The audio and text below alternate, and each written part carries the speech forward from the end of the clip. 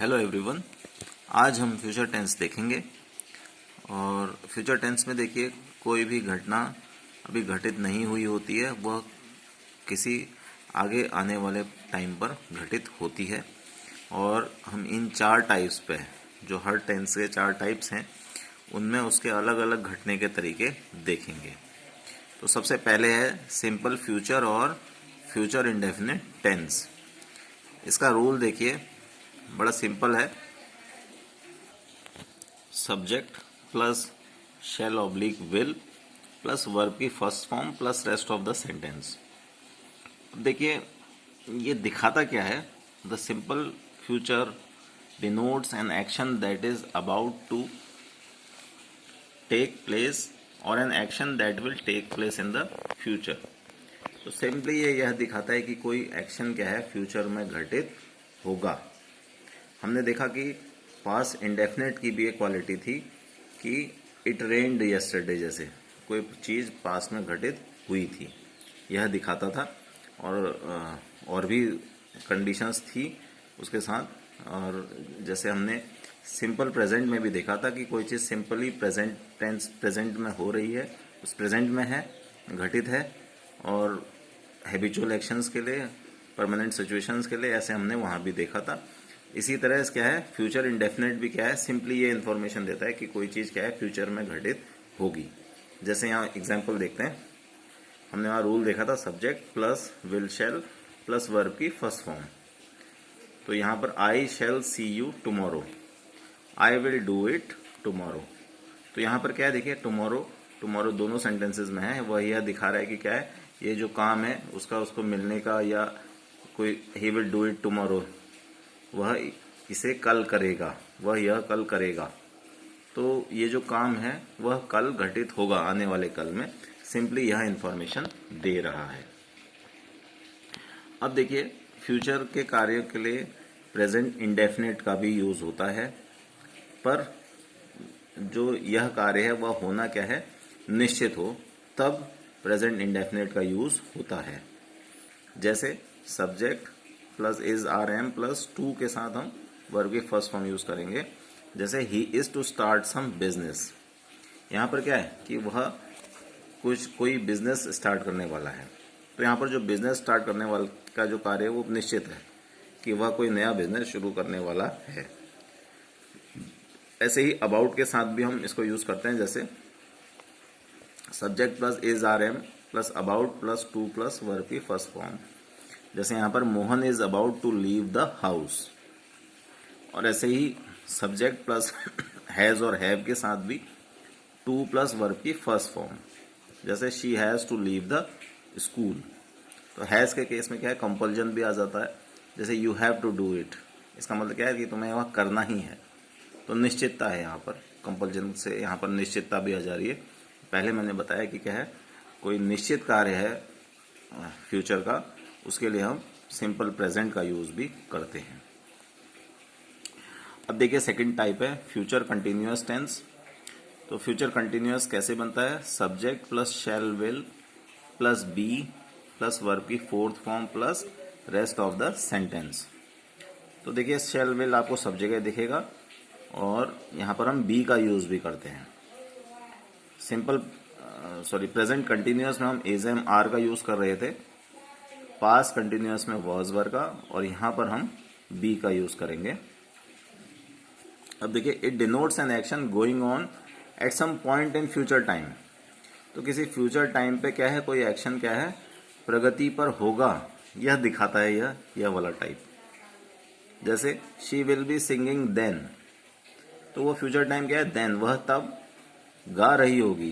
किसी उस काम की कंटिन्यूटी के लिए क्या है, विल बी सिंगिंग का हमने यूज किया है, she will be singing then. ऐसे ही will be writing some letters tomorrow evening. तो फ्यूचर टाइम क्या है, टुमारो इवनिंग। तो वह कल शाम कुछ पत्र लिख रहा होगा। तो यहाँ पर हमने फ्यूचर टाइम के लिए टुमारो इवनिंग यूज किया, और वह कार्य प्रगति पर होगा, इसको दिखाने के लिए हमने क्या है, विल बी राइटिंग हमने ऐसे यूज किया हुआ है। तो ये फ्यूचर कंटिन्यूअस टेंस दिखाता है। ऐसे ही देखिए फ्यूचर परफेक्ट टेंस। हमने परफेक्ट के केस में देखा था कि क्या है, परफेक्ट टेंस, प्रेजेंट परफेक्ट क्या था, प्रेजेंट में वो कार्य पूरा हुआ है, परफेक्ट हुआ है, पूरा हुआ है। ऐसे ही हमने पास्ट परफेक्ट में देखा था कि पास्ट में वो कार्य किसी दूसरे कार्य से पहले पूरा हो गया है। ऐसे ही फ्यूचर परफेक्ट टेंस में हम देखेंगे कि क्या है कि वो फ्यूचर के किसी पॉइंट पर वो कार्य पूरा हो गया होगा। It denotes an action will be completed at some point of time in the future.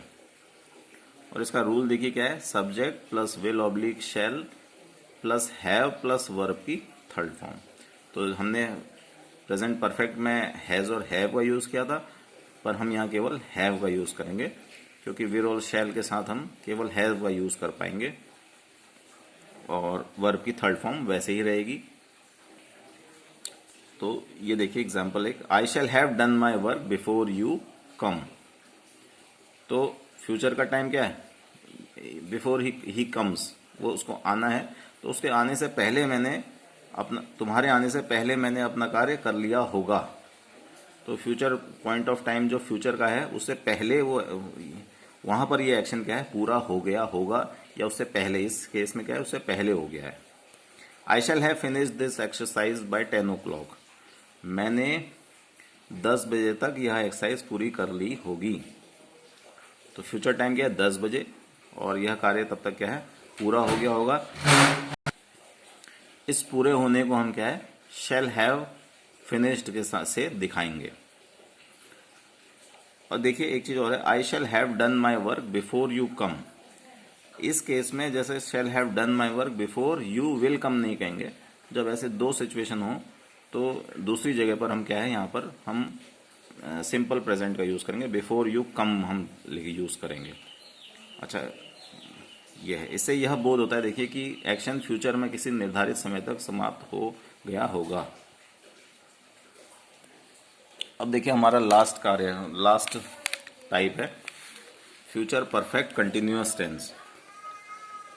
तो फ्यूचर परफेक्ट कंटिन्यूअस टेंस, यह टेंस क्या दिखाता है कि फ्यूचर के किसी दिए गए पॉइंट पर कोई कार्य किसी निश्चित समय से प्रगति पर होगा। अभी देखते हैं, पहले हम इसका फॉर्मूला देखते हैं। Subject plus will shall plus have plus been plus ING form लगाएंगे वर्ब का, प्लस फॉर और सिंस के साथ हम टाइम एक्सप्रेशन भी रखेंगे कुछ। जैसे यहाँ पर एक एग्जांपल देखते हैं, we will have been playing for 3 hours when you come here. देखिए इस केस में भी यहाँ सेकंड वाले में व्हेन यू कम इंडेफिनेट का यूज किया है, इससे पहले मैं बता रहा था।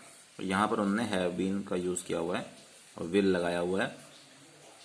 अब इसको देखते हैं, we will have been playing for 3 hours when you come here. जब तुम यहाँ आओगे हम 3 घंटे से खेल रहे होंगे।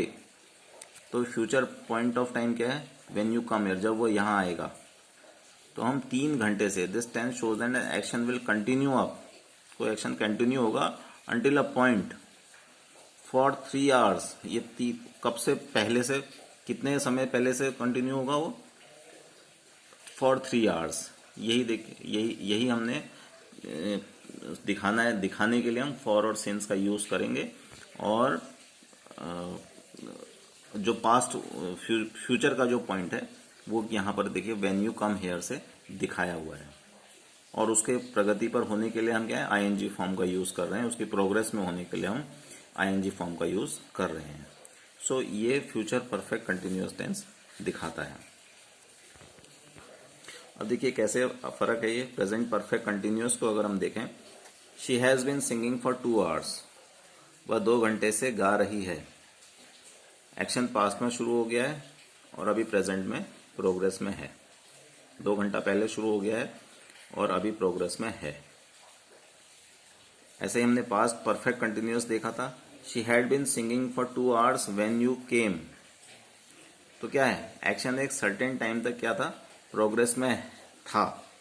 वो सर्टेन टाइम तक मतलब 2 घंटे तक वो एक्शन प्रोग्रेस में था, previous to the point of past time name. जो पास्ट टाइम नेम्ड है उससे पहले सर्टेन टाइम तक प्रोग्रेस में था।